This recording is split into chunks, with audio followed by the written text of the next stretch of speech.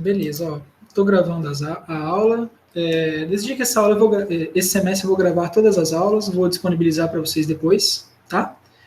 A ideia é que seja um apoio para vocês mesmo, de possibilidade de acesso e de revisão do conteúdo. E como de costume, eu vou projetar para vocês aqui primeiro, rapidinho, só o nosso plano de disciplina. Não sei se vocês tiveram a oportunidade já de acessar lá, de ver tudo certinho lá.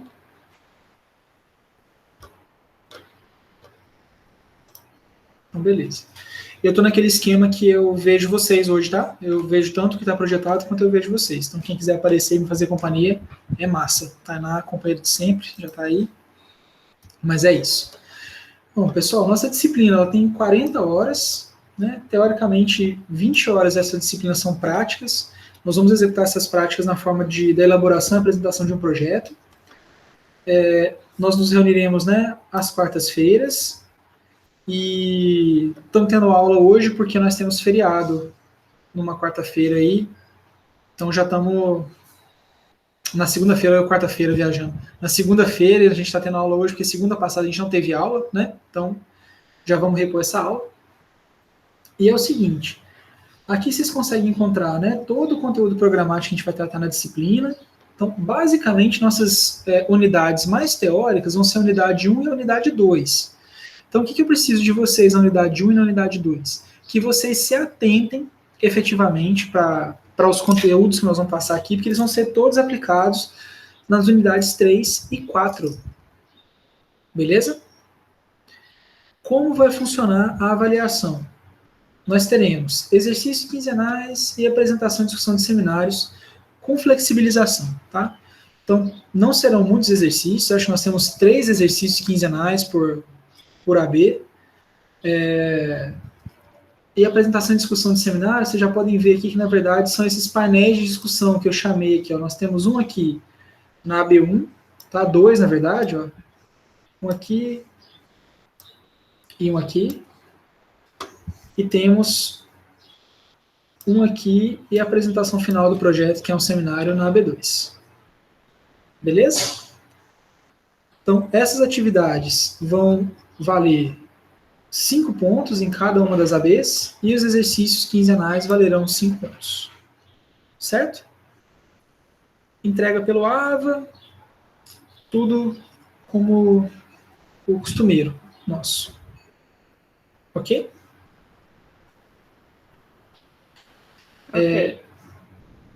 Para essas apresentações e discussões, gente, a gente vai fazer mais de maneira síncrona do que de maneira assíncrona, tá? Então, vocês vão, para essas discussões, vocês vão trabalhar em grupos, né, para todas, tá, para esses painéis de discussão. Podem organizar os grupos vocês mesmos, não vou batalhar com vocês esse semestre sobre isso. Eu só preciso confirmar quantas pessoas nós somos. Deixa eu já checar aqui para ver o tamanho máximo e mínimo dos grupos, tá? Então, um minutinho que eu já olho e respondo vocês. Vocês são 37, então vamos fazer grupos com 5 a 7 pessoas, ok? E aí, que na verdade até tinha deixado lá, né, a planilha com os grupos a ser preenchidos, então só preencham lá e a gente se organiza nesse sentido, tá bom? Então, a partir aqui dos painéis de discussão, vocês vão apresentar as atividades em grupo e não precisa estar todo mundo presente, já que a gente vai fazer isso de maneira online, né, de maneira síncrona.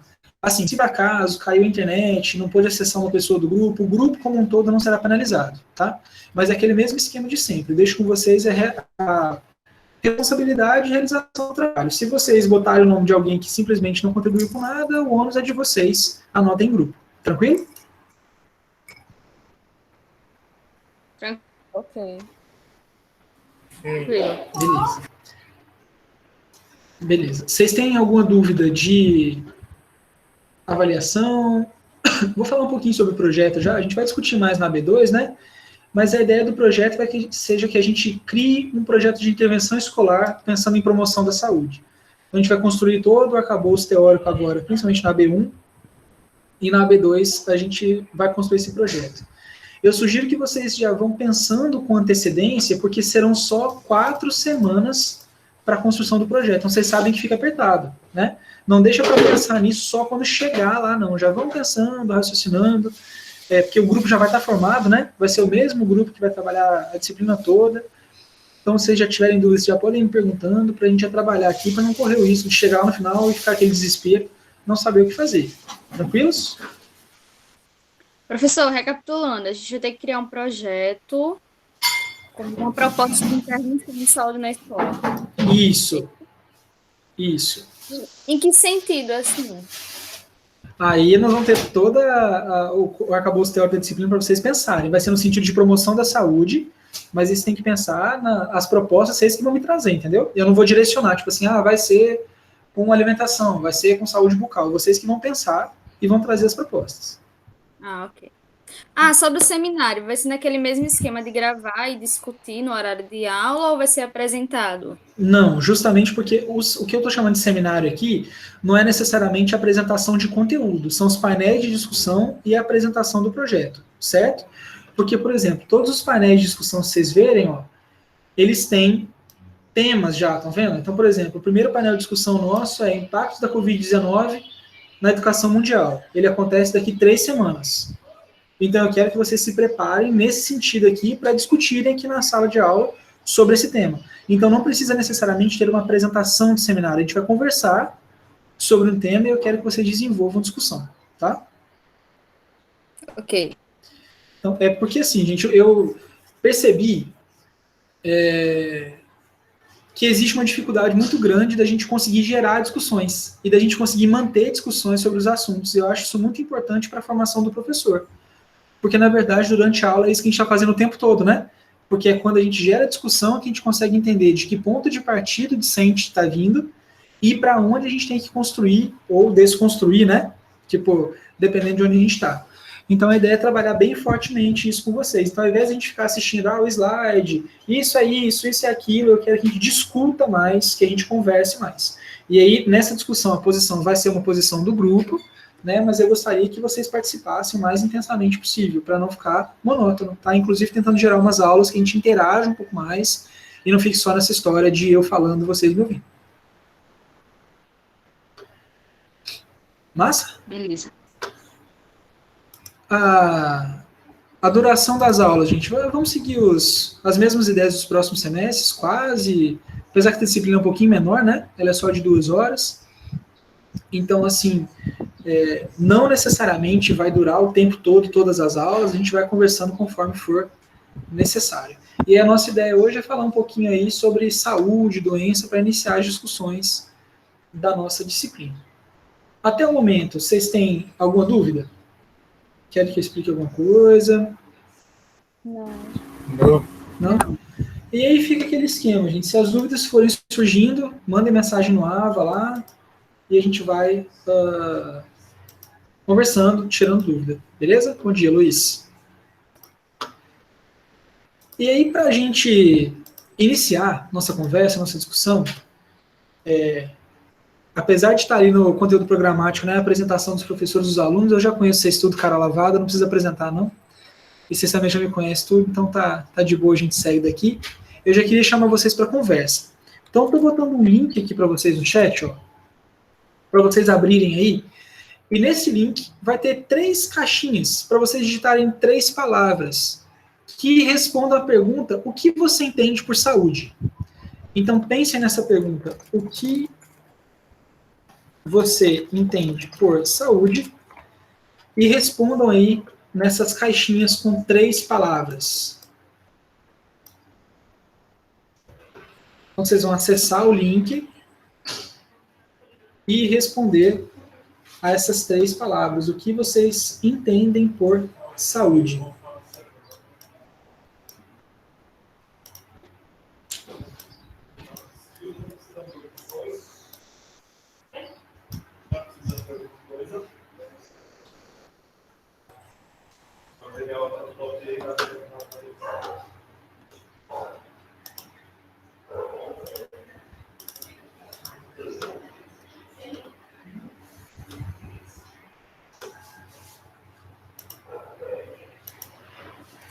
Aí já começa a formar a nossa nuvem de palavras.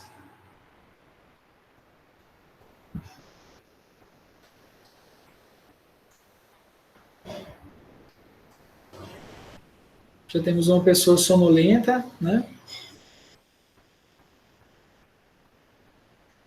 Me ajudem aí. O que você entende por saúde?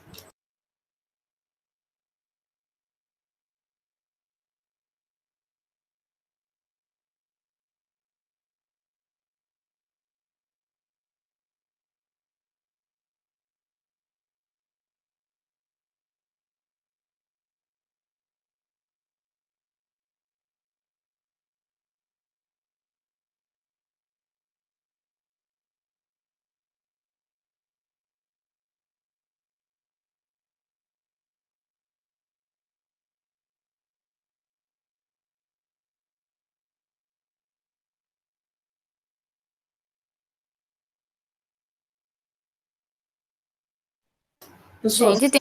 vocês estão conseguindo acessar o link?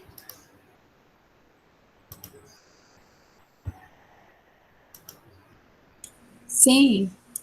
Beleza.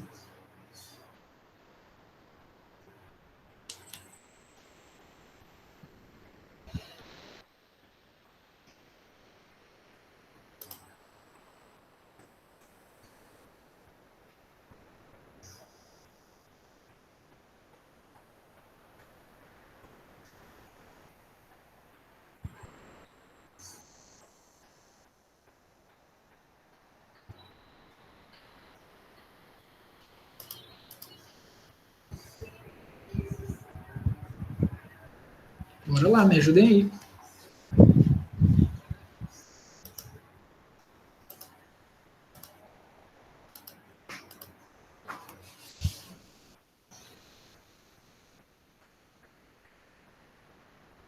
É mais difícil do que parece, né?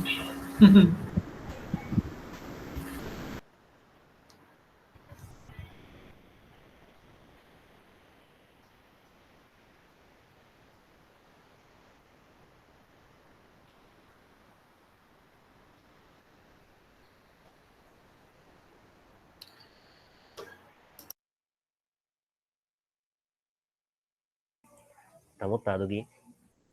Tá desligado o microfone, professor. Uma das frases que eu mais ouço durante o ensino remoto, né? A ideia aqui é que a gente não quebra a cabeça muito, não, gente. É que, assim, vocês relacionem, né, o que vocês pensam primeiro, assim, quando vocês ouvem sobre saúde, não precisa ficar, tipo assim, elaborando muito agora, não, porque a nossa ideia é justamente construir esse conceito ao longo da aula, tá? E esse é o famoso momento que não tem nada certo, errado, é pra gente dar o start na discussão.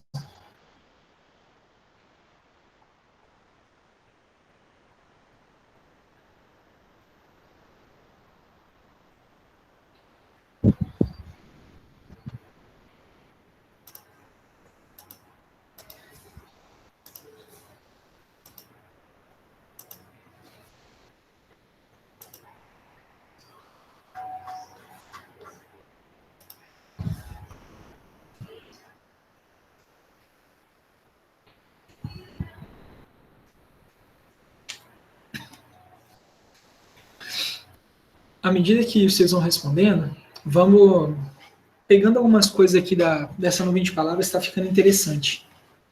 É claro que tem uma retroalimentação, né, do que vocês vão lendo na nuvem de palavras e de quem ainda não respondeu já vai respondendo também. Mas se vocês notarem, a gente tinha começado a nuvem de palavras com coisas bastante relacionadas ao físico, né? As primeiras 3 palavras foram dormir, basicamente, e se alimentar. Depois surgiu bem-estar físico, aí começou a aparecer cuidados, começou a aparecer rotina saudável, e agora a gente tem nessa nuvem de palavras uma distribuição basicamente interessante de vezes que essas palavras foram citadas, né? Mas o que está no centro da nuvem de palavras me interessa muito, que é a qualidade de vida. Então a gente entende que a saúde passa pela qualidade de vida, ou vice-versa, né? A qualidade de vida passa pela saúde. E a gente vai vendo que ela vai estar ligada não somente ao bem-estar físico, mas vai estar ligado ao bem-estar mental, vai estar ligado ao que vocês estão escrevendo aí a respeito de equilíbrio, né? De como a gente consegue se entender como ser humano na Terra, nos nossos processos, nos nossos trabalhos. E é bastante interessante pensar sobre isso, porque foi bem o que o Luiz falou, não é um conceito simples. A gente começa, na hora que a gente começa a responder, é uma coisa que a gente sempre ouviu, né? Ah, eu tô saudável, mas quando você vai pensar sobre isso, a gente começa a pensar em várias outras coisas que talvez estejam relacionadas, talvez não, vão se gerando conflitos. E a grande questão é a seguinte: quando a gente fala de saúde, gente, a gente não tem como eliminar a dimensão coletiva. E essa é a grande problemática da definição do termo de saúde, ou do pensamento do termo de saúde. Terminando, assim, essa construção da nossa nuvem de palavras, né, que está dizendo aí para a gente o que vocês entendem por saúde, eu quero apresentar para vocês, né, o tema da nossa aula de hoje, basicamente, que vai ser a introdução aos conceitos de saúde e de doença, que são também conceitos que andam bastante justapostos na nossa cabeça, apesar que distantes, né? Lá na nuvem de palavras tinha uma definição que é a saúde é a ausência de doença. Então, em muitos momentos, a gente define a saúde assim também. Se eu não estou doente, eu estou saudável, né? Se eu não estou apresentando nenhum sintoma que eu não deveria apresentar, eu estou saudável.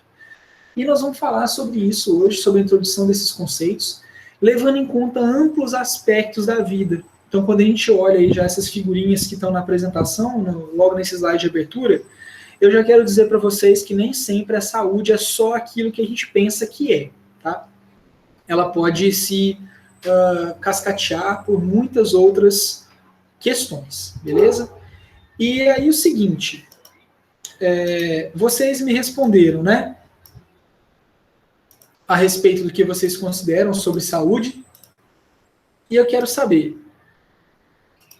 você se considera uma pessoa saudável? Sim ou não? Por quê? Conversem comigo aí. Professor, bom dia. Bom dia. Eu não me considero uma pessoa saudável porque eu não pratico exercícios físicos.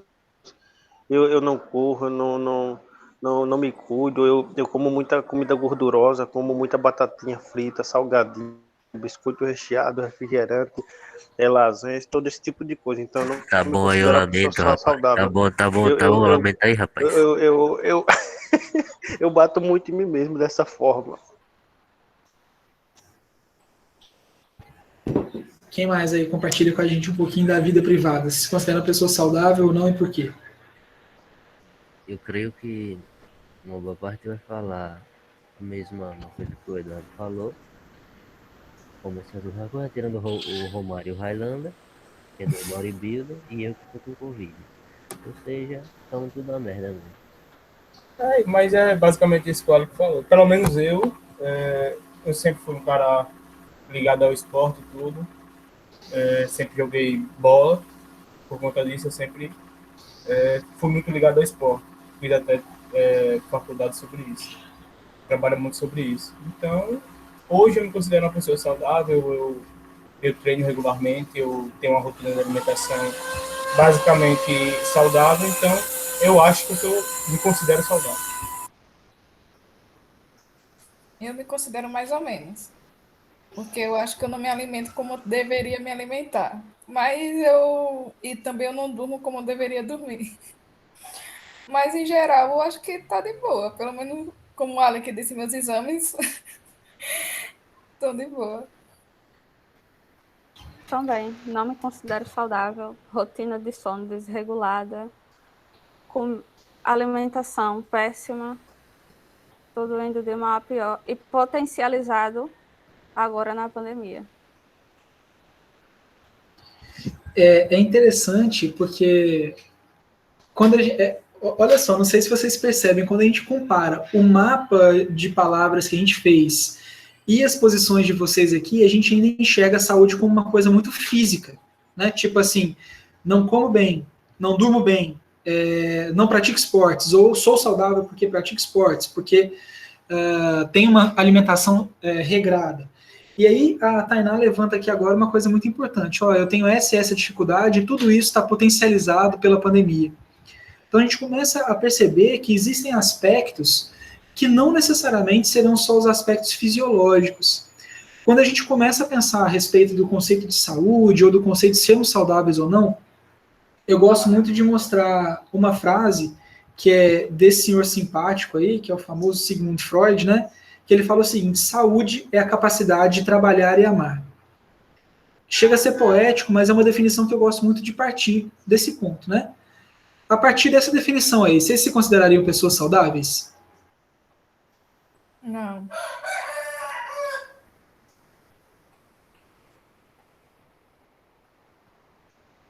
A galera aí é ruim de amar, vou passando. Não é, eu acho que não seja, né, não sei, eu acho que não seja uma questão ruim de amar. É porque, não sei explicar. É tudo os coração de gelo, velho. Não tem como. Hein? Fala, quem ia falar? Tainá. Não, pode falar. Não, Continue. Eu ia fale falar, você, mas por você já favor. perdeu o foco. Ô, velho, estraguei seu foco, foi mal. Eu acho interessante começar a puxar por essa definição, gente, porque me traz muito para o momento que nós estamos vivendo, né? Que assim, é quase 2 anos dessa coisa louca, onde a gente mudou toda a nossa vida, mudou toda a nossa rotina, mudou todos os nossos processos. Então, quando eu leio essa frase, por exemplo, eu não me considero totalmente saudável, porque eu vejo o quanto eu perdi, por exemplo, de capacidade de trabalhar.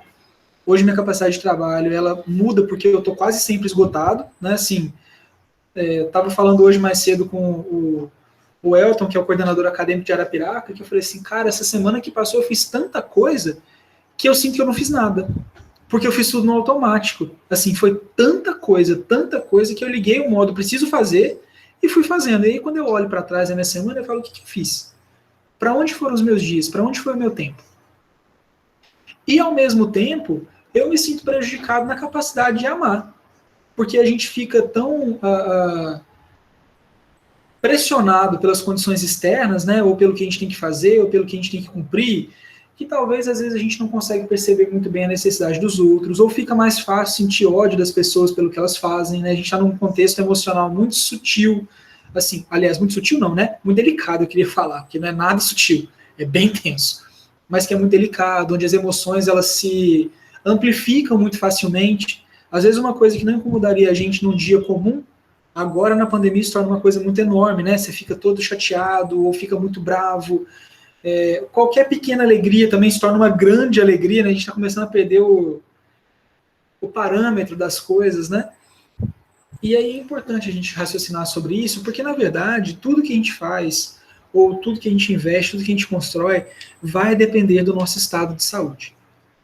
E o nosso estado de saúde basicamente vai envolver nosso planejamento, nossa dedicação para as atividades, nossa necessidade de fazer algumas coisas e deixar de fazer outras, nossa capacidade de dizer não, nossa capacidade de dizer sim, tudo isso vai estar envolvido no nosso contexto de saúde, principalmente durante uma pandemia.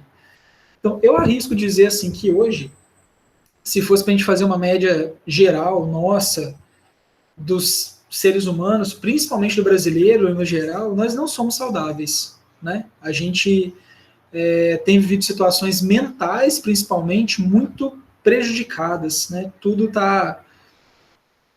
Eu li esses dias atrás um memezinho que fala assim, nossa, eu tô te achando tão cabisbaixo, o que você tem? A pessoa fala, nacionalidade brasileira, né? Ultimamente tem sido difícil ser brasileiro por tudo que tem acontecido, principalmente nesse contexto todo. E às vezes a gente entra em lugares bastante escuros, assim, né, de dificuldade de saber, de se situar no mundo mesmo. E pensar sobre saúde também é pensar sobre isso. Entretanto, a questão que a gente mais consegue ligar mesmo, eu acho que é o mais fácil, a gente perguntar para qualquer pessoa assim, o que ela acha que é saúde, ela vai automaticamente relacionar com o contexto de doença, né? Porque a gente bota essas coisas como opostos em geral, né? Saúde de um lado, doença do outro.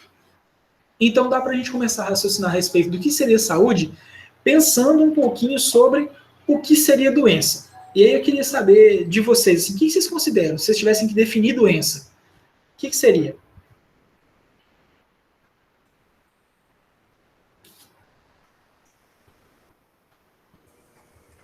Bom, do ponto de vista clínico, seria alguma patologia que nos atrapalhe de fazer certas funções. Tipo aquela gripe que não deixa a gente render muito bem, a dor no corpo que impede que a gente se movimente, etc. A Covid que tira a nossa respiração. Acredito que seja também, como a gente fala que a saúde é bem ligada ao bem-estar, acredito que seja a ausência desse bem-estar. E a partir de falta de estados de equilíbrio. Porque quando a gente está saudável, se a gente parte do pressuposto que a gente é saudável, nosso corpo está em equilíbrio, está realizando todas as funções de maneira corretamente, e quando a gente perde esse equilíbrio, a gente não está realizando todas as funções e a gente está doente. Boa. Essa fala do Luiz ligada à fala do Alec antes é interessante, que a gente já começa a trazer o conceito do equilíbrio, né? Da manutenção das funções do corpo. E a gente pode começar com uma definição básica, que é o seguinte: a doença, ela é uma desordem de estrutura ou função que produz sintomas específicos e que não é resultado de injúria física. Tipo assim, eu quebrei o braço, não é necessariamente uma doença, né? É uma desabilidade que eu estou ali no momento, mas ela vai se comportar da forma diferente de uma doença, por exemplo, como o Alec fala, se eu falar para vocês, eu estou gripado, você já consegue imaginar mais ou menos que situação eu estou vivendo. Então tá com o nariz entupido, pode ter uma febrezinha, tá com cansaço, tá com dores no corpo.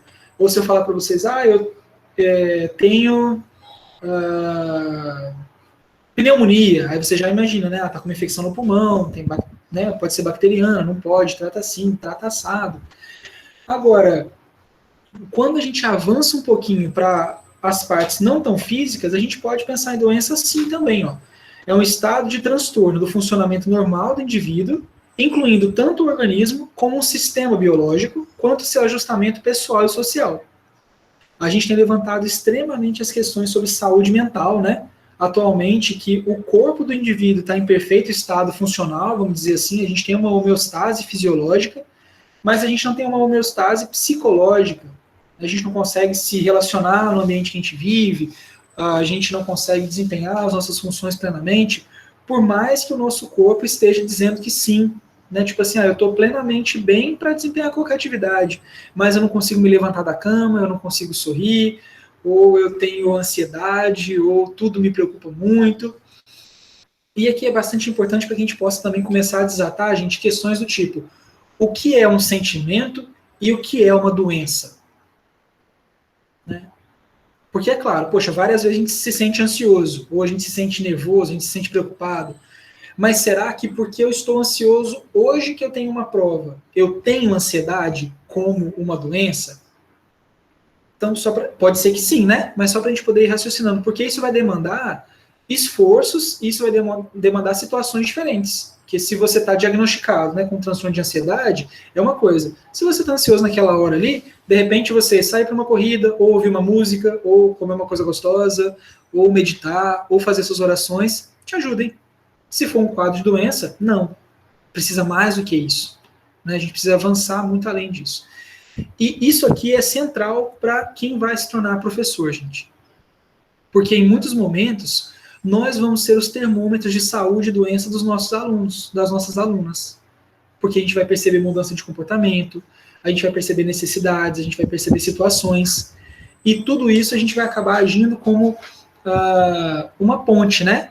Às vezes entre essas pessoas e os próprios pais, ou essas pessoas e as condições de saúde que elas vivem. Então a gente tem que pensar sobre isso basicamente o tempo todo. E existe um problema, além de tudo, nessa ligação a respeito da definição de saúde como ausência de doença, simplesmente porque a gente transforma tudo numa visão terapêutica. É tipo assim, só você toma os remédios e você está bem. Né? Então, se você está doente, é só a gente dar os remédios aqui e você logo fica bem, você logo se melhora. E é impossível pensar sobre isso porque nós vivemos num sistema. Então, o indivíduo nunca consegue ser saudável sozinho. Isso em qualquer caso. Que a gente pode falar assim, tá, tudo bem, eu tenho hipertensão. Aí eu posso ir lá no posto de saúde, pegar os remédios, fazer o controle da minha hipertensão, me alimentar super bem, e beleza, vou controlar, né? Agora, vamos supor que fosse o meu caso, estou me colocando aqui como um exemplo, né? Descobri hoje que sou hipertenso, aí beleza, vou me alimentar melhor, vou tomar os remédios, tentar controlar, tranquilo.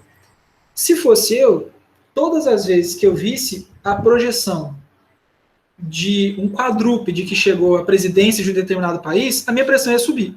Mesmo se eu estivesse tomando todos os remédios, se eu estivesse me alimentando super bem, se eu estivesse correndo todos os dias, porque eu estou inserido no sistema. Né? Ou, por exemplo, poxa, eu estou num quadro depressivo. Como você se ergue desse quadro, estando numa situação pandêmica? A Tainá falou, né? Tem várias condições ruins e elas são reforçadas pela pandemia. Então, não é simplesmente a terapêutica. O indivíduo não vai estar saudável só se ele estiver se cuidando, se ele estiver tomando os remédios, se ele estiver se alimentando bem. Para estarmos saudáveis, nós precisamos de um ambiente saudável. E é muitas vezes isso que a gente não reconhece, né? A gente tem uma construção de saúde que é extremamente focada no indivíduo, ela é individualista. É tipo, a Gisele está saudável se ela quer ou se ela não quer. Ou tipo, o Luiz, eu como muita comida gordurosa, mas é só ele comer uma comida menos gordurosa. E nem sempre é assim, né? A gente tem que levar em conta toda a situação socioeconômica dos indivíduos para pensar nisso, tá? Como eu gosto muito, né, se a gente vai buscar a etimologia da saúde, ela vem lá de uma palavra latina, que é salus, que vem do grego, que é holos, que é completo. Lembra lá da transformação holometábola, uma transformação completa, né? Então, se eu falo de holos, é algo completo. É como se a gente fosse pensar que saúde é como se nós estivéssemos completos, né? Das nossas necessidades, de tudo aquilo que a gente precisa para desempenhar bem as nossas funções. E aí eu queria que a gente fizesse um exercício. Quando a gente olha essas duas fotos, né? Levando em conta que ambos esses casais aí têm água, têm comida, têm lugar para dormir, têm lugar para ter interação com outros indivíduos da espécie. Vocês acham que eles estão no mesmo nível de saúde? Não. Não. E onde vocês acham que a gente tem mais saúde nessas fotos aí? Onde há liberdade. E um está enclausurado. E no outro está muito provavelmente seu habitat natural. E é interessante porque a gente observa justamente nesse sentido, e eu fico pensando que a gente podia ir mais longe, porque, por exemplo, a gente não sabe se na primeira foto eles estão só na área de alimentação de uma reserva super legal e os outros dois estão ali esperando num pátio para serem abatidos por caçadores. Então, a nossa tentativa de avaliar a saúde do outro, principalmente, né, ela se dá muito pelo que nós identificamos. E essa é uma das principais marcas do que a gente chama de doença. Por exemplo, se eu chego hoje para vocês e dou a minha aula comumente, falo aqui as coisas e tal, acaba a aula, a gravação, faço minhas piadinhas ruins de sempre, pode ser um de cada vez, não sei o que lá, não sei o que lá, desliguei a câmera. Vocês não vão falar que o professor estava doente hoje. Agora, se eu chegar e espirrar, ou se eu chegar e estiver suando muito, eles vão falar, poxa, tem alguma coisa acontecendo estranha com o professor, né, que não é uma coisa que acontece todos os dias. Porque nós identificamos sinais de doença, nós identificamos sinais de saúde. E nem sempre isso é a total realidade. Que de repente, nesse dia que eu dei aula normal, eu estava super destruído por dentro e péssimo, passando por outras situações, e eu simplesmente não demonstrei aqui, né? Não está acontecendo nada disso, tá, gente? São só exemplos. Para a gente perceber que, na verdade, a saúde está muito além daquilo que a gente enxerga, né? Que nós precisamos ter um contexto um pouquinho mais holístico, holos, da compreensão de saúde. Então, quando a gente pensa na saúde, a gente precisa pensar justamente nela, primeiro, como esse fenômeno, que é o estado do bem-estar, né? Um fenômeno fisiológico, biológico, social. Então, estou bem como um fenômeno de construção da saúde. A gente também pensa nela como um valor, no sentido de valor moral mesmo, né? As sociedades querem ser saudáveis. Hoje, por exemplo, a gente vê uma série de discriminações. Quem já ouviu falar sobre gordofobia? Eu já. Acho que quase todo mundo, é uma discussão bem frequente, né? É interessante porque, por exemplo, a gente constrói a saúde como um valor, a gente quer ser saudável, mas a gente também constrói padrões para esse valor. Então, quando a gente olha numa pessoa, se ela for magra, ela é saudável, se ela for gorda, ela não é saudável. E aí, às vezes... Fala, Luiz. É interessante, né? Porque assim, eu já fui um cara magro, né? Apesar Há 8 anos atrás eu pesava 35 quilos a menos, né? Tinha um corpo atlético, jogava bola, malhava, era lindo, comia salada, era tudo perfeito, né? E eu me chamava de Eduardo, né? Luiz Eduardo, alguns me chamavam, né? Mas eu agora perdi meu nome, né? Agora quando alguém quer identificar, ali o gordinho, né? A gente acaba até perdendo o nome, né? Aí não entendeu? É complicado essa situação. Isso é muito interessante, gente, porque vejam só, olha só, o Luiz, ele fala uma coisa que para mim é muito profunda e é muito séria realmente, né? A que ponto chega esse tipo de situação? Porque as pessoas é um negócio que assim, agora sinceramente chega a me emocionar, porque é uma coisa muito profunda essa declaração, por exemplo, eu perdi o meu nome, né? Ou seja, eu não sou reconhecido mais por aquilo que eu sou reconhecido por uma categoria que as pessoas me incluíram e elas julgam de alguma forma ruim. Ou quando você pensa, por exemplo, nesse aspecto ainda, a pessoa que está magra, ela é saudável, a pessoa que está gorda, ela não é saudável, mas a pessoa que está magra vive com 32 maços de cigarro por dia e uma garrafa de café. Então, será que realmente a pessoa magra é saudável só porque ela é magra, ou ela é saudável só, sabe? Então, a gente tem essa construção da saúde como um valor social, que inclusive vai estar sujeita a padrões sociais. Nós temos a questão da saúde como uma medida, por exemplo, a gente tem feito isso diretamente na pandemia, quantas pessoas morreram, quantas pessoas se recuperaram, quantas pessoas pegaram a doença, quantas pessoas são vacinadas com primeira dose, quantas estão vacinadas com segunda dose, formas de medir saúde que podem ser muito complexas, né? Quanto uma doença se espalhou, quanto uma doença não se espalhou, em qual área a doença ocorre, em qual área ela não ocorre, uma patologia específica. Temos a saúde como prática, na prática dos profissionais de saúde, o desempenho deles todos os dias, nas suas funções, como eles vão fazer para ligar essa condição ao indivíduo, e temos a saúde como uma ideia, né? A ideia de estar saudável, a ideia de fazer as coisas que nós precisamos, a ideia, como o Alec falou, de que conseguimos realizar as nossas funções. E tudo isso vai estar ligado e vai estar construído de maneira conjunta nessa nossa concepção de saúde, tá? É interessante quando a gente vai avaliando cada um desses pontos, porque, logicamente, visões diferentes sobre o mesmo esquema vão trazer consequências diferentes, né? Se a gente olha para o mesmo assunto com facetas diferentes, nós vamos ter diferentes formas de lidar com esse assunto. Então, por exemplo, quando a gente vê a saúde como um fenômeno, né? A gente tem visões negativas quando nós não estamos saudáveis, então aquilo que o Romário falou, quando eu estou fora do meu equilíbrio, ou positivas, né? Quando a gente pega um exame, por exemplo, em geral, a gente olha no exame e tem lá, né? Fiz um hemograma, aí tem a contagem de hemácias, tanto, limites, baixo e alto. Já fizeram essa experiência de ler um exame de vocês, alguma coisa assim? E aí que a gente começa a pensar, por exemplo, por que fazer isso é complicado, né?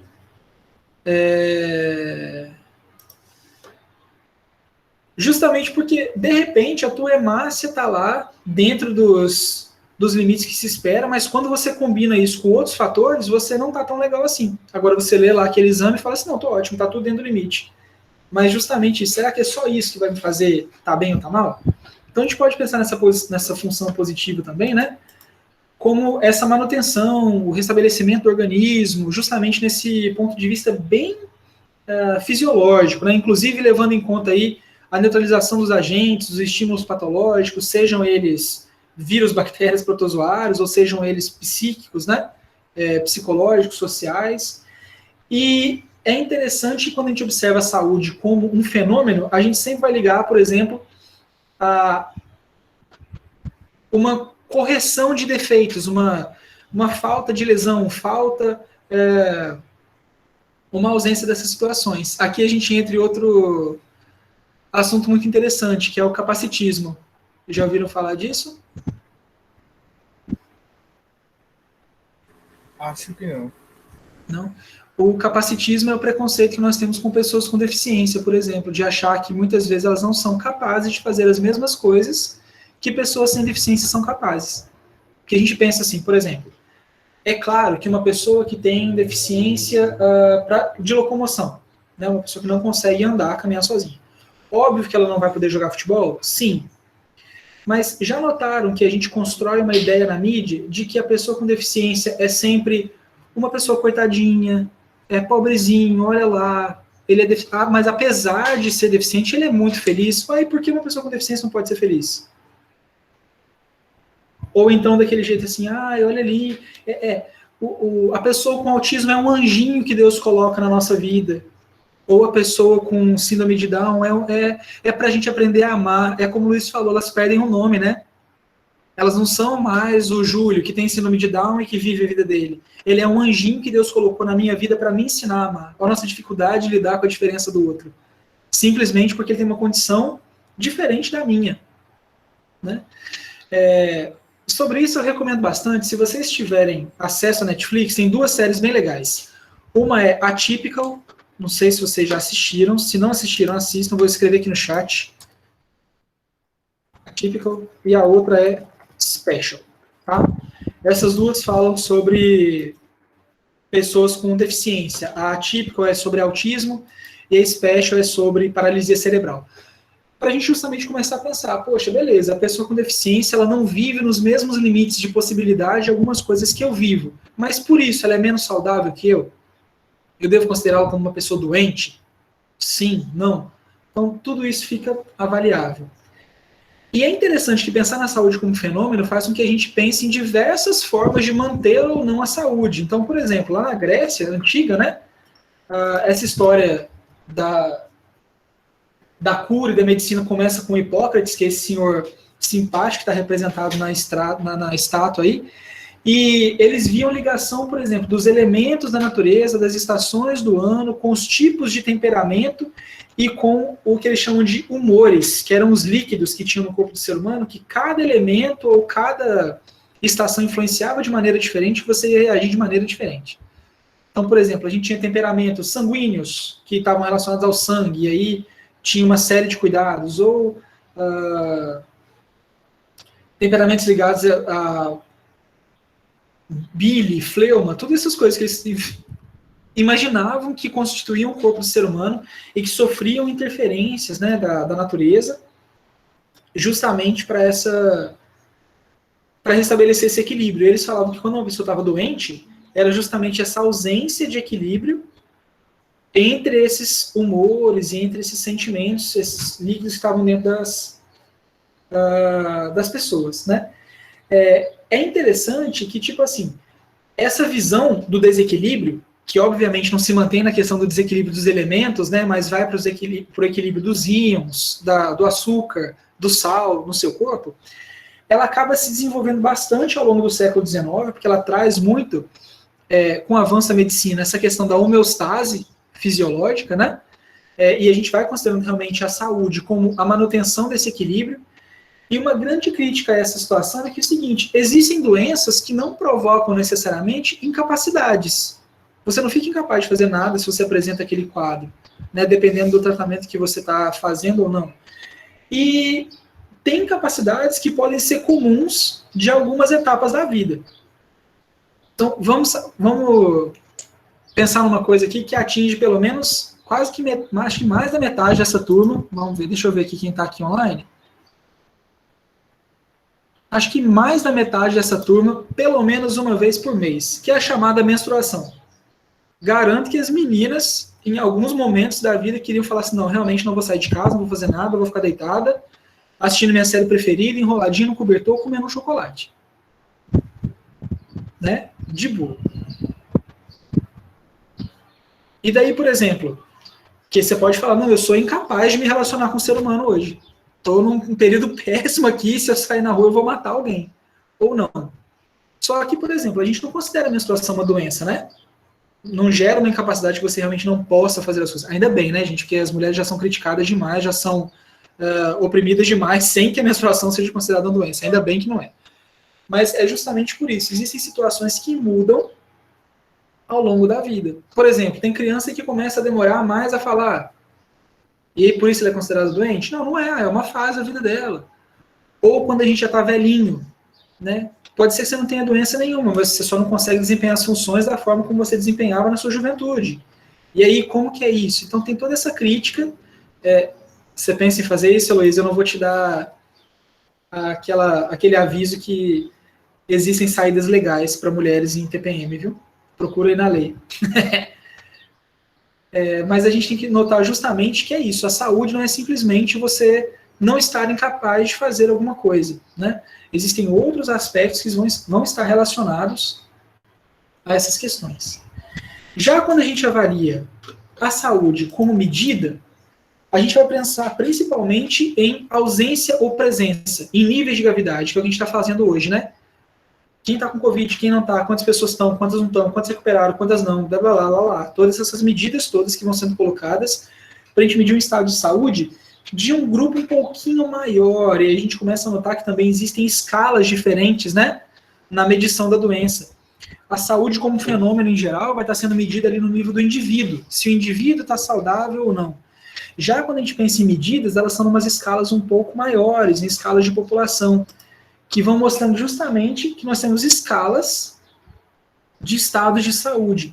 Ou mesmo no nível individual, tem grandes questionários, como por exemplo o índice de Cornell aí, tem cerca de 195 questões que você vai respondendo para te colocar numa escala do quão saudável você está ou não. Inclusive porque podem existir pessoas em momentos diferentes, com a mesma doença e níveis de incapacitação diferentes. O Covid é um excelente exemplo disso, né? Tem gente que pega Covid, uma febrezinha, tosse, passou. Tem gente que pega Covid e precisa ser atendido por uma unidade de tratamento intensivo. Então, é a mesma patologia em escalas muito diferentes, certo? E existem coisas que, às vezes, assim, pode ser que eu tô com uma gripe, a Tainá tá com uma alergia, e a gente tem a mesma incapacidade. Tipo assim, estamos o dia inteiro espirrando, nariz péssimo, escorrendo, com situações diferentes, mas causando o mesmo nível. Por isso que é difícil trabalhar a saúde como medida nesse sentido. E aí uma ideia do índice de Cornell é o seguinte: você responde todas essas questões, e no final é como se você tivesse um somatório. E ele vai te botar numa escala de saúde, porque você pode não usar óculos, como é o caso do Ale, que ele estaria mais saudável de vista do que Gisele e Tainá, mas ele pode ter algum problema, né, sei lá, na glândula adrenal, que a Tainá não tem. Então, como que a gente mede isso? Gente. Eu sou do bonde, viu, gente? Eu não tô usando óculos porque meu óculos quebrou, viu? Catarata, Alec. Sou do bonde, calma, não me crucifique. Meu óculos tá com a perninha quebrada, professor, por isso que eu tô sem óculos. Mas aqui vamos levar em conta só como um exemplo ilustrativo, demonstrativo, para eu provar o meu ponto nessa aula. E aí a ideia desses índices seriam justamente a gente construir escalas, né? Porque às vezes uma pessoa está melhor que a outra num ponto, mas está pior que a outra no outro, para a gente conseguir equiparar essas condições. Então, por exemplo, o índice de Cornell aí, ó, olha quantas seções tem. Olhos e ouvidos, sistema respiratório, cardiovascular, trato digestivo, sistema músculo-esquelético, pele, nervoso, genital urinário, fatigabilidade, que é ficar cansado fácil, né? Frequência de doenças que já teve, doenças diversas, hábitos, inadequações, várias coisas. Que chegam até, por exemplo, na escala da qualidade do bem-estar, que busca justamente medir o quanto o indivíduo está saudável. Isso pode ser gerado no nível populacional também, né? Quando você tem uma amostragem grande de diversos indivíduos. Além dessa escala mais individual, a gente pode medir a níveis muito maiores. Então, por exemplo, ocorrências de febres hemorrágicas no mundo. Onde ocorrem as diferentes febres hemorrágicas no mundo. Aí no Brasil, pintadinho, por exemplo, com a dengue, né, que é um tipo de febre hemorrágica. Em outros países com outras doenças ou outros níveis de ocorrência dessas doenças. Nesse sentido, na saúde coletiva, a gente acaba criando um campo que a gente chama de epidemiologia, né, para entender como as doenças se espalham, como elas acontecem e como a gente pode controlar isso em nível social. Temos uma mãozinha levantada? Temos. Fala, Luiz. Professor, é interessante que nesse mapa aí, né, nós estamos vendo aí, podemos interligar, né, esse quadro a doenças negligenciadas, não é isso? Que é no Brasil, né, no continente africano, né? Isso. E aí, por exemplo, não seriam só as febres hemorrágicas, a gente tem um tanto de outras que podem entrar nesse assunto, como a esquistossomose, a malária, né? vários outros problemas ainda que vão estar distribuídos de maneira desigual no mundo, justamente porque quando a gente avalia a saúde como ideia, na verdade, é porque a saúde faz parte de um sistema sociocultural. Então, você está saudável, mas você está saudável dentro de uma determinada sociedade que considera a saúde como um determinado aspecto. Então, por exemplo, a gente pode falar de uma definição de doença, que é uma restrição fisiológica, o seu sistema fisiológico não está funcionando do mesmo jeito, de um conceito que a gente chama de moléstia, que é como a gente experiencia essa doença, como o indivíduo vive essa doença, e no conceito de enfermidade, que é a significação social da doença. Então, por exemplo, tem doenças que a gente acha muito pior que as outras, não é? Quando a gente pensa na doença, assim, ela tem um significado muito mais forte. Então, tipo assim, se a pessoa fala hoje para você, eu tenho... Vamos supor, qual das alegações vocês achariam mais complexas, mais difíceis de lidar? Se a pessoa chegasse para vocês e dissesse, eu tenho diabetes, ou se a pessoa chegasse para vocês e dissesse, eu sou HIV positivo e desenvolvi AIDS? Repita a pergunta, professor. Qual seria a alegação mais tensa, assim, para você, Luiz? A pessoa chegar e falar, eu tenho diabetes, ou eu sou HIV positivo e desenvolvi AIDS? Segunda opção. Também acho que segunda. Professor, eu acredito que as duas necessitam de controle contínuo, né? Eu não sei se assim, tudo bem que a outra pode levar a um impacto maior, né? O HIV é positivo, mas a diabetes também, a depender do quadro, de como ela se apresenta, ela pode também ser tão cruel ou até pior do que uma pessoa que esteja esteja com HIV, eu acho, né, nesse caso, né? É interessante a gente pensar nisso, gente, porque, por exemplo, o Luiz fala assim, uma pode levar um impacto maior. Eu acho que as duas podem levar o mesmo impacto, que é a morte do indivíduo. Né? Se nenhuma das duas for controlada, as duas vão gerar um quadro final, que é o indivíduo morrer. É isso que, tipo, desculpa, professor, ter cortado, mas eu acho que é mais por conta da questão cultural do HIV positivo. Porque, tipo, a gente já vem de uma construção histórica do HIV, e já tiveram mortes muito impactantes, muito famosas morreram por conta disso. E desde o surgimento tem um impacto muito grande. Por conta disso, aqui já tem uma predisposição a temer mais o HIV do que a diabetes. E da pessoa poder transmitir também, né? Porque o diabetes, ele não transmite. Mas pode ser hereditário, a diabetes. Também é essa questão. E eu concordo também nisso aí que o Romário falou, né? Em relação à fala dele, eu me senti representado pela fala dele. E também, eu acho que se a gente for analisar, né, por números, eu acho que, por exemplo, a diabetes, eu acho que ela tem um número maior, leva um número maior de óbitos aqui em relação ao Brasil do que o próprio HIV, né? Eu, por exemplo, meu avô, ele faleceu de diabetes, né? Na minha família, muita gente tem diabetes e é um problema muito sério. Eu posso ter também, futuramente, até que está tudo ok, mas é uma doença que é preciso ter cuidados, né? E aí é justamente por isso que a gente fala de significação social da doença, porque hoje, por exemplo, são duas doenças totalmente controláveis. Se você está em tratamento, tá ótimo. Então, quando a gente pensa hoje na pessoa que é HIV positiva, inclusive, né, que a Gisele fala a questão da transmissão, se você faz o tratamento corretamente, você fica num estado que eles chamam de indetectável. Ou seja, você é incapaz de transmitir o vírus. Né, a gente já tem vários casos de extremo sucesso, por exemplo, de mulheres grávidas que são HIV positivas, que fazem o tratamento, o bebê nasce tranquilo, que era uma das maiores preocupações no começo, por exemplo, né? Porque a mulher que era HIV positiva necessariamente teria um bebê HIV positivo. E as duas, nesse sentido, estão no mesmo status. Se você toma seus remédios todos os dias, você está bem. Agora, para diabetes é uma coisa comum. Eu falo, não, sou diabético, mas eu tomo meus remédios todos os dias, está tranquilo, eu vivo bem e tal. A pessoa não vai olhar para você com os mesmos olhos se você falar, não, eu sou HIV positivo, mas eu tomo os meus remédios todos os dias e está tudo bem. Então, nós temos um peso muito grande de como a sociedade enxerga e observa as doenças para como elas são experienciadas. Inclusive, para a forma como elas são, como se lidam com elas em nível de política pública. Por exemplo, vou só concluir rapidinho aqui, eu passo a palavra para você, Luiz. Com relação à própria AIDS, né? A gente tem um atraso muito grande no investimento para as pesquisas para AIDS, porque o grupo social que primeiramente apresentou os sintomas da doença não era um grupo visado pelo governo, né, que foram principalmente homens gays. Só quando a AIDS começa a cascatear... Até hoje ele não é tão preferenciável.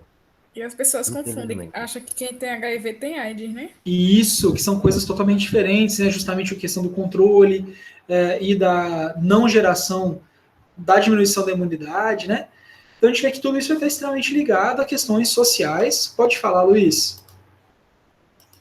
Professor, esses dias eu estava lendo a página do G1, aí eu vi uma mulher que ela teve relação com um cara, o cara faleceu de HIV, ele não tinha falado para ela, e ela ficou com medo de se relacionar com outras pessoas, mas ela acabou se relacionando com um cara, ela contou para ele antes do relacionamento, né? Mesmo assim, ela não passou para ele, ela teve 2 filhos, né? Os dois também não tem, e no caso dela é quase que indetectável, né? Algo do tipo assim, né? E um fato interessante é que no início, né, da doença, da descoberta do HIV, era muito associado, se associava muito a essa doença com casais homossexuais, né? E isso acabou fazendo com que as outras pessoas não viessem a se cuidar, né, também, não viessem a se prevenir, né? Sendo que é uma doença que pode afetar qualquer ser humano, né? Não era uma doença de casais homossexuais que no início de sua descoberta foi fortemente propagado esse pensamento, né? E o cuidado ele tem que ser comum a todos, né? Em relação a isso aí. Isso. É interessante a gente falar sobre isso, porque, por exemplo, eu tenho sempre muito cuidado de como as estatísticas são feitas, porque até hoje a gente pensa assim, não, realmente, mas quando a gente vai observar a população homossexual, ela tem uma prevalência muito maior, a quantidade de pessoas que apresentam HIV, que são HIV positivos, é muito maior do que na população heterossexual. E é interessante porque, por exemplo, a gente tem que ver nisso tudo que, em geral, a população homossexual é a população que mais se cuida nesse sentido e por isso se testa muito mais, porque até hoje a gente tem esse raciocínio de que o HIV, ele não contamina pessoas heterossexuais, né, assim, a ideia geral, tá, gente, não que seja a nossa, necessariamente aqui, mas é tipo, um cara que vai lá trair a sua esposa, ele nunca vai imaginar que ele vai levar essa doença para dentro da casa dele, já que ele está simplesmente traindo essa pessoa com outra mulher também, né? Então tem uma lógica muito complexa nesse levantamento de estatísticas, e é, por exemplo, o que a gente vê acontecendo hoje. Não precisa ser o HIV, é tipo o Covid. Vocês já notaram que o Covid está virando a doença do outro? Que é tipo assim, não, eu posso me encontrar com os meus amigos, porque eu estou isolado e os meus amigos também. Mas se você está se encontrando com eles, vocês não estão isolados. E os seus amigos estão se encontrando com outros amigos, que não são seus amigos. Mas eles estão isolados, e os outros amigos também. E os outros amigos estão se encontrando com outros. E no final, ninguém está isolado. Só que já tem essa ideia do tipo, não, eu estou me cuidando, então eu não vou pegar Covid. E eu só estou andando com pessoas que estão se cuidando. Mas fulaninho de tal postou uma foto lá, não sei onde. Então a gente tem que raciocinar... Desculpa, gente. Que realmente existe fortemente essa significação social da doença, que inclusive vai mudando ao longo da nossa vida, né? Então, por exemplo, quando uma criança tem febre, ela vai ficar deitada, ela vai ser cuidada, a mamãe vai lá, vai levar água para ela. Se você tem febre hoje, meu filho, levanta e bora trabalhar, o mundo não vai parar por sua causa, não.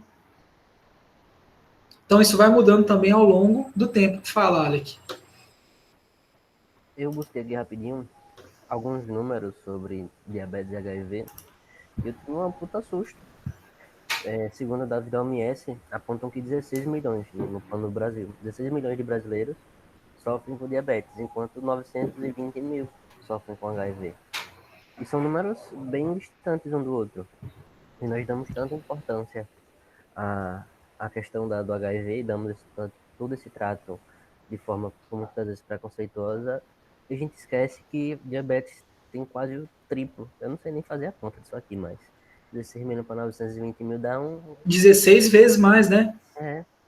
16 É. vezes mais. Então, assim, e é interessante porque isso vai se ligar, como a gente está repetindo aqui, ao contexto social. Porque quando você olha a pessoa que é HIV positivo, pela construção social que a gente tem, você já vai ter uma ideia de que ela é uma pessoa promíscua, que ela não se cuida, que ela se relaciona com todo mundo que ela vê na frente dela, ou que ela usa drogas.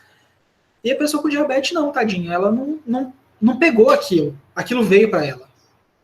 Mas você não sabe o quanto ela se cuidou bem antes da diabetes. Pode ser uma diabetes que não é hereditária, né? Pode ser adquirida.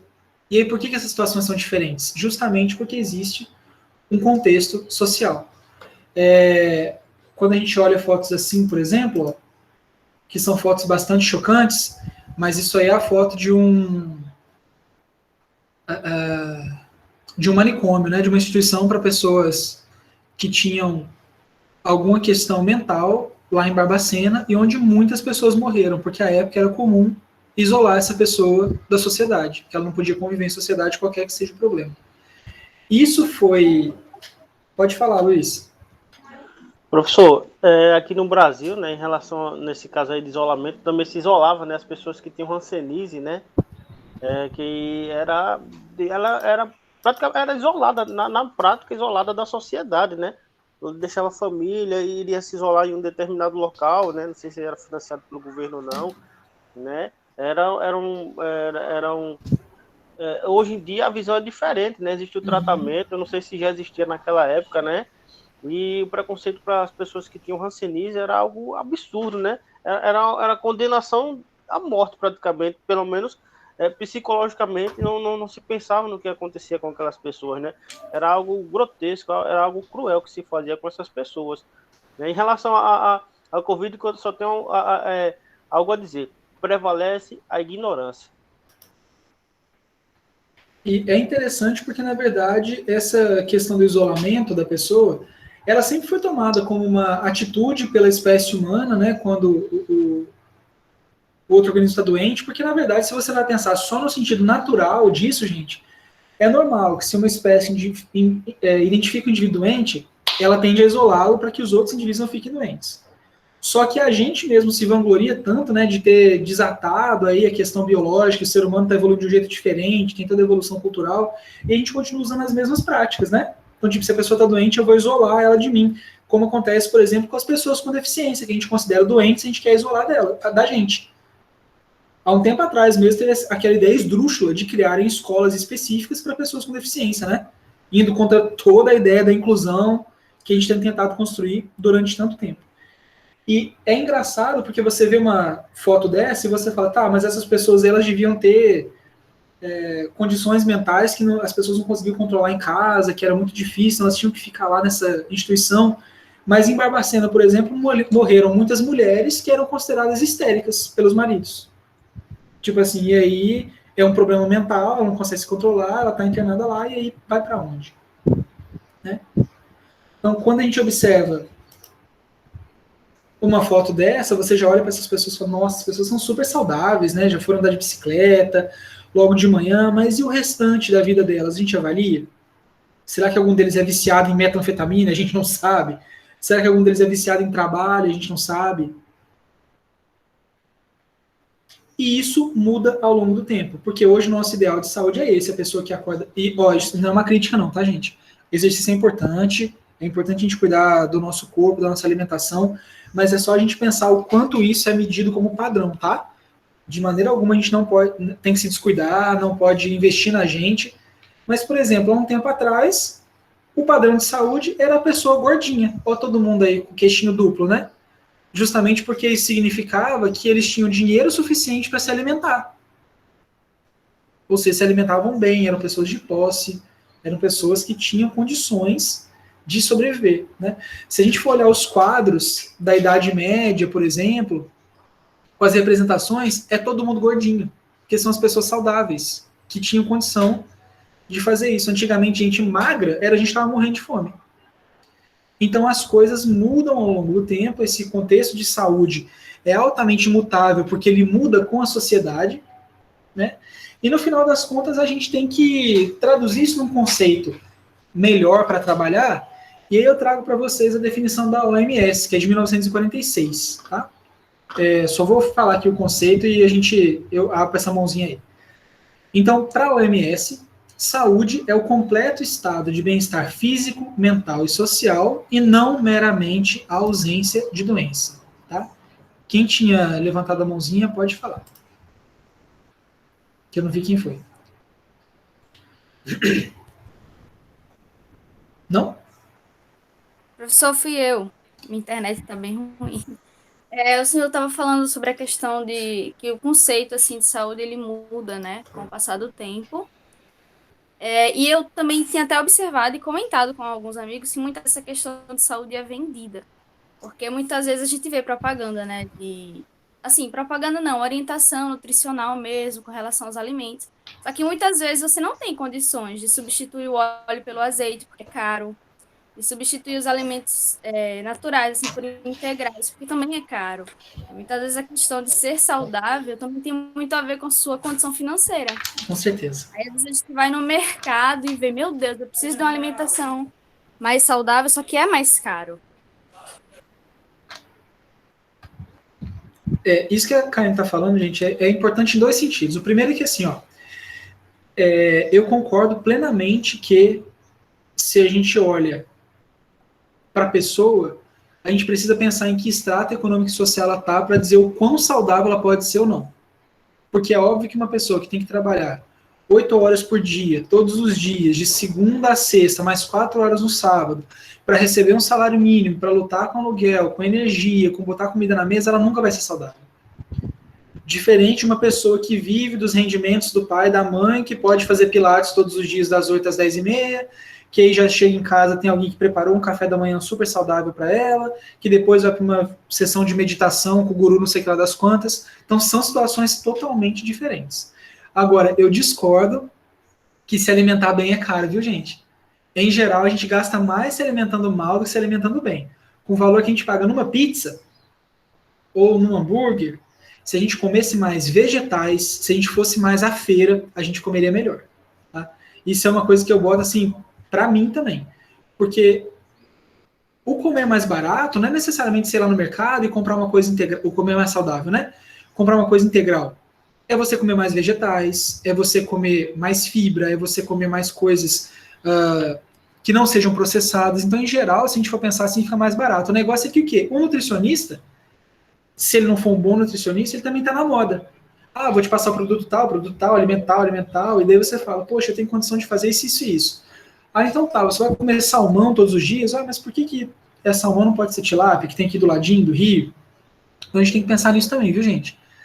Não necessariamente comer bem significa comer caro. Procure os nutricionistas certos. Eu não sou nutricionista, não posso dar dicas de nutrição, mas tem muito nutricionista fazendo um bom trabalho com comidas que a gente tem acesso, tá? Não pagando tão caro assim, não mudando totalmente nossa alimentação. Mas voltando para o nosso raciocínio aqui, Luiz quer falar, né? Professor, assim, eu estava observando, né, que o brasileiro ele tá ficando muito acima do peso, né? Aí eu tive fazendo olhando esse ranking, né? E aí, acima do Brasil estão pouquíssimos países, né? Porque o Brasil está se enquadrando naqueles países de primeiro mundo, né? No mesmo nível do país de primeiro mundo, só que o Brasil tem uma renda per capita diferente da deles, e ainda assim se encontra nesse patamar de pessoas dos grandes países, né, que tem maior número de pessoas acima do peso, né? Aí eu estive analisando, né, o que é que os americanos, foi pesquisar, né, o que é que os americanos comem, do que eles se alimentam diariamente, né? Durante o dia eles pela manhã eles comem panqueca, no almoço aqui que pra gente ser almoço eles comem hambúrguer, né? São fãs de fast food, à noite que é algo mais leve, né? E assim, se eu falo daqueles padrões de beleza, né, que eram antigamente, né, que se notabilizava, que tinha como principais mensageiros desses padrões dos países ricos, não é? Esses padrões, será que eles continuam ainda hoje?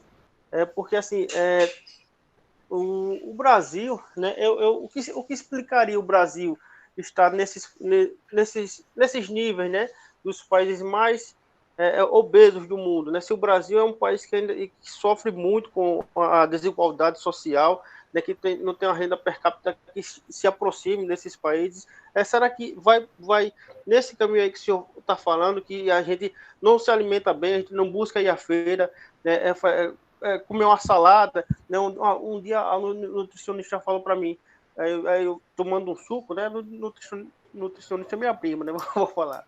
Ela falou para mim, eu tomando um suco de pacote, aquele refresco, ela disse, por que você não toma um suco de laranja? Eu disse, laranja é cara, isso aí. Com R$2 você compra 4 laranjas na feira, ou 5, e você faz um suco saudável para você. Né? Eu acho que é por isso aí, por esse caminho aí que o senhor falou, né? A gente tem opção, tem comidas baratas, né? Com exceção da carne, né? Carne bovina, mas tem comidas baratas, né? E é muito de cada um procurar, né, o melhor alimento para si. E na verdade a gente não pode isolar das situações econômicas que a gente está submetido, porque, por exemplo, a gente trabalha o dia todo, a gente tem várias coisas para fazer, à noite você vai jantar, você quer tomar um suquinho. É muito mais rápido você pegar um ultraprocessado, um suco de pozinho, misturar uma água e dar o suco, que você cortar laranja, espremer laranja, coar laranja. Então isso também tem questões que são o marketing das grandes indústrias de processados, que vendem as comidas como se fossem as melhores comidas do mundo, e que isso se tornou uma solução para um povo que é extremamente oprimido pela carga de trabalho que tem. Porque é lógico, todo dia você quer fazer um almoço super legal, você quer, imagine que legal seria se a gente tivesse tempo para fazer o nosso próprio molho de tomate, descascar os tomates, deixar eles lá, bonitinho, mas você não tem tempo para isso, daí você pega uma latinha de tomate cheia de açúcar e sal, bota na panela e faz seu molho de macarrão. Então, é uma escolha pessoal? É também, mas é só pessoal? Não. Não é só, pode falar, Alec. Eu falo assim por mim. Quando eu tô em Neópolis, eu não costumo ir à feira. Eu vim passar o final das férias aqui em Pirambu, na casa da namorada e tal.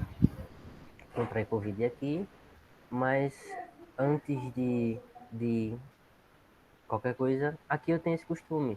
Todas as quinta-feiras é de lei. A gente vai à feira, a gente escolhe os produtos, muita fruta.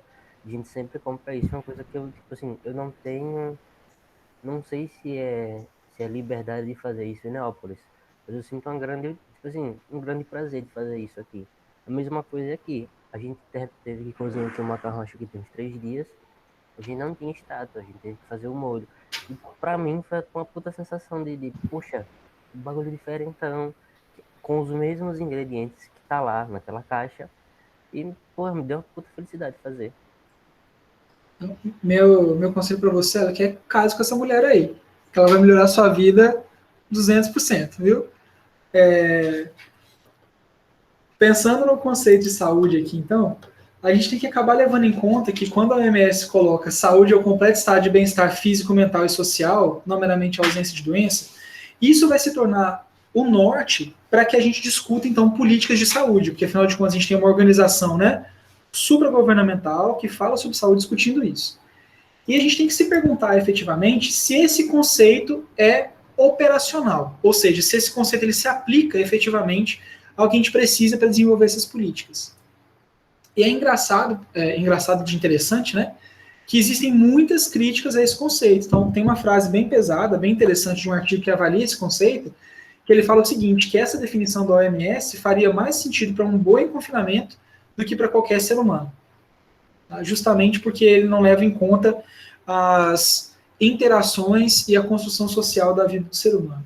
E alguns autores indicam que, inclusive, ela contribui para a medicalização da sociedade, né, para o controle do bem-estar através dos remédios. Porque, atualmente, quando a gente observa as grandes indústrias que governam, né, os jogos políticos do nosso mundo, as farmacêuticas estão lá no alto, né? Dizendo quem tem acesso aos remédios e quem não tem, muitas vezes, por conta de uma coisa chamada patente. Esses tempos atrás, mesmo, não sei se vocês acompanharam, houve uma movimentação mundial para a quebra das patentes do Covid. Vocês chegaram a ver isso?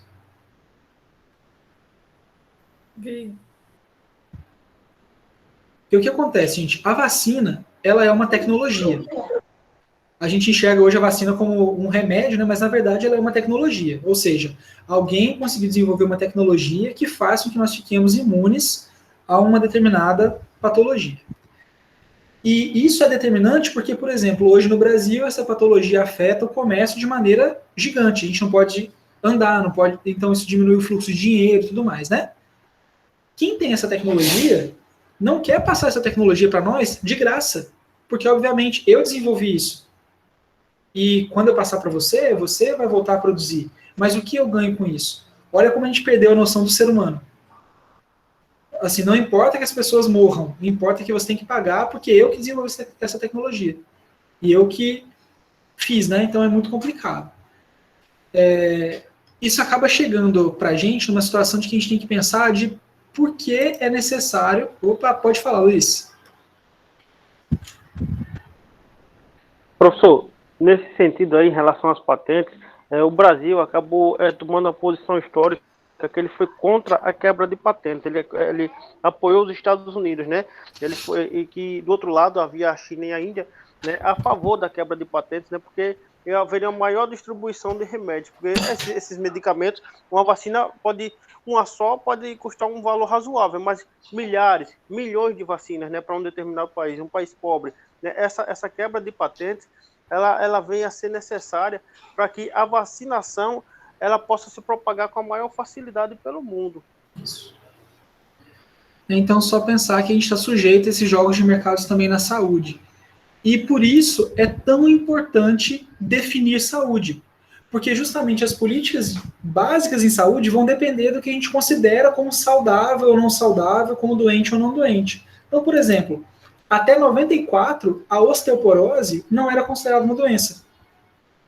E aí, nesse sentido, a gente não tinha, por exemplo, ações governamentais que buscassem evitar a osteoporose, justamente porque até esse tempo não era doença. Em contrapartida, né, em 1990, o CID, que é o Código Internacional de Doenças, começou a registrar homossexualidade como doença. Em 94 deixou de ser. Então, atualmente, a gente sabe que, por exemplo, o psicólogo, né, teoricamente pelo Conselho de Psicologia, não pode tratar a homossexualidade, porque a homossexualidade não é doença, não tem nada para ser tratado. E olha como as coisas mudam de figura. E se a gente avalia, por exemplo, a transexualidade até hoje ainda está no CID. A pessoa transexual, para a medicina, ainda é considerada uma pessoa doente. Ainda que ela não esteja causando problema para ninguém, nem para ela mesma, né? Então, tudo isso é altamente ligado às questões sociais, principalmente porque quando a gente começa a avançar na biomedicina, nas questões genéticas e de saúde, a gente começa a se conhecer muito mais. Então, tem esse caso clássico da Angelina Jolie, por exemplo, que a partir de análises genéticas, percebeu que ela tinha uma alta chance de desenvolver câncer de mama, ela já tinha perdido pessoas queridas por câncer de mama, e ela resolveu retirar os próprios seios, para não haver chance de câncer de mama. E a gente tem que tomar cuidado, porque, por exemplo, até quando isso não vai ser também uma ferramenta de eugenia? De você conseguir olhar se o bebê lá no útero vai ser saudável e não vai, e resolver ter o bebê ou não por causa disso, por exemplo, né? Não dizendo a escolha da mulher nem nada, mas tipo, se a gente não vai começar a selecionar pessoas que não tenham aquilo que a gente não considera bom. E até onde a gente vai considerar isso como uma desordem ou um comportamento, né? Então, é muito complicado pensar nisso. Pode falar, Luiz. Professor, nesse sentido aí da Angelina Jolie, eu acredito que no caso dela é válido, né? Seria mais interessante que esse tipo de vamos dizer assim, de exame que ela pôde fazer, seria mais interessante que fosse mais acessível para todas as mulheres, né? Que potencialmente viessem a ter, houvesse uma probabilidade de ter essa doença, né? Nesse caso aí da eugenia, né? Isso que o senhor falou? Isso. Tem que se tomar cuidado, como o senhor falou, em relação à criança, né? Eu tava lendo aí também no G1 aí na Inglaterra, e eles estavam vendo a possibilidade ou não de se fazer alterações, né, nos bebês, assim, nos futuros filhos, né? Esse aqui pode ser mais alto, esse aqui pode ser, entendeu? Escolher, entendeu? E em relação a isso aí, espera aí, alô? Alguém tá me ouvindo? Minha sogra tava ligando Sim, aqui no tô telefone, ouvindo, tô ouvindo. interrompeu aqui. Aí, professor, teve até uma votação nisso aí, tem um tempo já, e foi determinado que minha sogra continua ligando. Professor, deixa eu falar aqui com minha sogra, rapidinho. Ela tá Ok, ligando aqui, eu volto já, só um momento. beleza. Pessoal, enquanto o Luiz fala com a sogra dele, né? Só uma atualização aqui, que enquanto eu estava falando com vocês, o Álvaro estava ouvindo a aula aqui, e ele me mandou uma correção, em tempo real aqui, que esse ano a transexualidade deixou de ser considerada doença. Dia 22 de maio desse ano. Tipo assim, também não é nada como se fosse 10 anos atrás, né? Então, justamente... Sabe, faz ao vivo. Você viu, bicho? Já mandou aqui, corrige aí. Então é o seguinte, o que a gente pode ver de tudo isso é que essas coisas são mutáveis, e o que é doente hoje pode não ser doente amanhã e vice-versa, né? Dependendo de quem está organizando tudo isso. Isso vai desembocar onde, na verdade? A gente tem uma série de reformas que vão tentar nos avaliar enquanto grupo, né? Para justamente tentar construir a saúde da população, principalmente no Brasil. Então aqui em 1970 a gente tem essa reforma sanitária enorme, que é conduzida pelo Sérgio Aroca, e, basicamente, a gente está num período conturbadíssimo da política, né? O golpe militar é aplicado em 64, estamos aqui em 70, e ele identifica uma necessidade de uma mudança na ótica de observação dessa saúde do povo brasileiro. Justamente porque, nesse período também, o governo estava pensando, assim, em povo produtivo, então em povo saudável, né? A gente precisava de toda a nossa força de trabalho disponível para executar as mudanças que a gente precisava executar. Não que fosse pelo caminho certo, tá, gente? Estou só colocando o pensamento divulgado, assim, na grande mídia, né? Então, quando a gente tem aí a organização, realmente, da 8ª Conferência Nacional de Saúde, a gente passa a entender que não é só a homeostase fisiológica que importa. A gente vai incluir moradia, alimentação, saneamento básico, meio ambiente, trabalho, renda, transporte, lazer, tudo na concepção de saúde. E essa concepção vai terminar onde? Criando o nosso maravilhoso SUS, nosso Sistema Único de Saúde. Que, gente, eu vou falar que é um dos maiores bens que nós temos enquanto sociedade brasileira. Defendam o SUS. Todo mundo depende do SUS. Você pode nunca ter ido a um médico num posto de saúde, mas você tem fiscalização dos alimentos, fiscalização de medicação, vacinação, todo mundo depende do SUS. Tá? Se você vai a um plano de saúde, se você paga médico particular, tudo bem para você, mas você ainda depende do SUS. Nós precisamos do SUS, e principalmente porque não significa que porque eu posso pagar, outras pessoas também possam. É uma questão de humanidade, né, para que todo mundo tenha acesso a uma condição qualificada de saúde. E isso tudo vai se confirmar lá na Constituição Federal, em 88, né, que vai botar lá no artigo 196 que a saúde é direito de todos, é dever do Estado, garantido mediante políticas sociais e econômicas. Olha o peso que tem o Estado nesse ponto.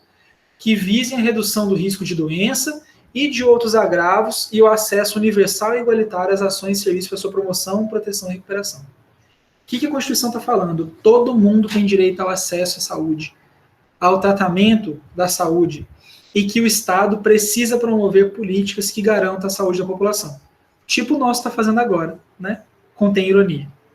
Então, basicamente, tudo isso vai estar ligado a essa situação e não ocorre de maneira isolada no Brasil, tá?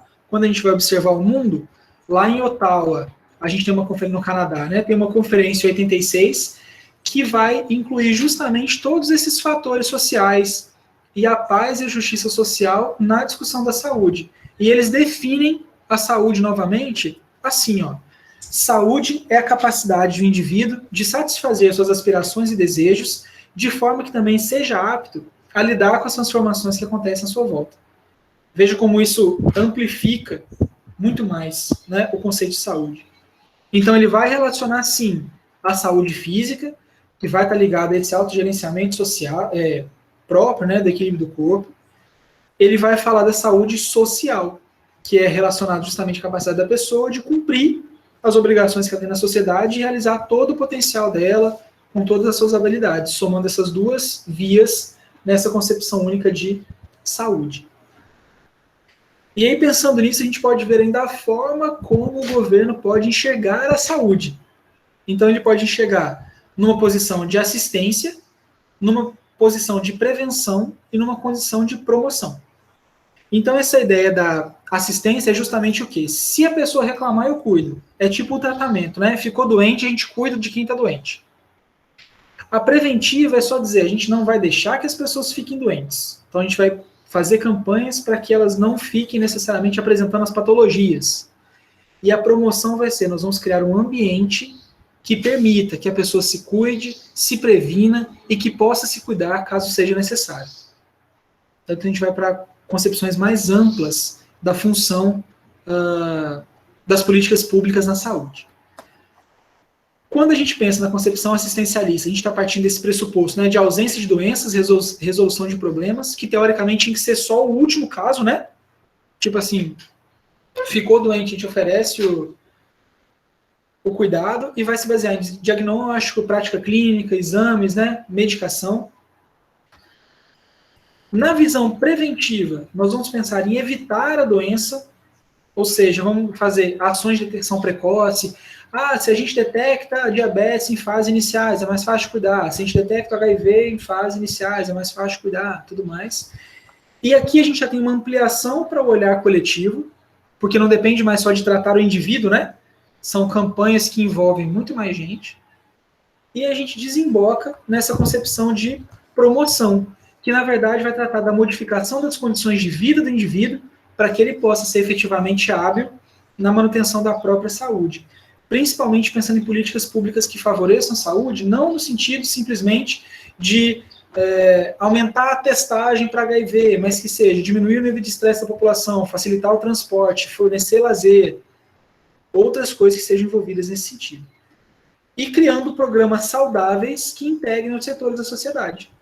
Então, como a gente vai ter uma sociedade saudável? Através de uma escola saudável, de uma empresa saudável, justamente trazendo todo mundo junto para esse contexto central de compreensão da saúde. Beleza, pessoal? Beleza. Até o momento temos dúvidas?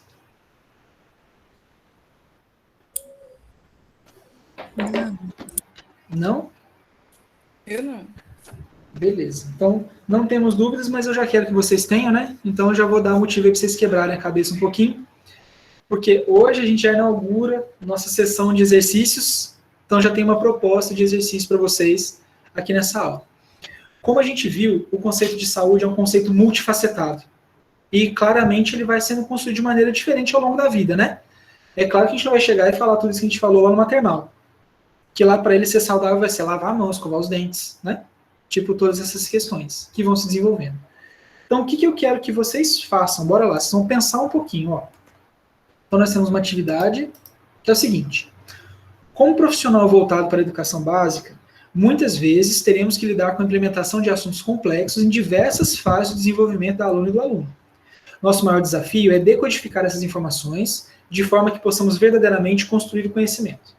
A partir disso, vocês vão elaborar uma atividade ou propor uma metodologia de discussão para alunos do segundo ciclo de ensino fundamental que explique o conceito de saúde. Então, basicamente, bora pegar essa aula de hoje, vamos levar lá para o ensino básico, para o ensino fundamental, e vamos pensar em formas de trabalhar com os alunos o que seria a saúde. Tranquilo? Prazo de entrega daqui 2 semanas. Certo? Essa aula eu já vou botar no ar para vocês, para esse exercício já estar lá. Ok? Sim. Ok. Beleza. Mais alguma consideração? Querem falar alguma coisa? Alguma dúvida do exercício? Não? Então, beleza. Vou parar a gravação aqui.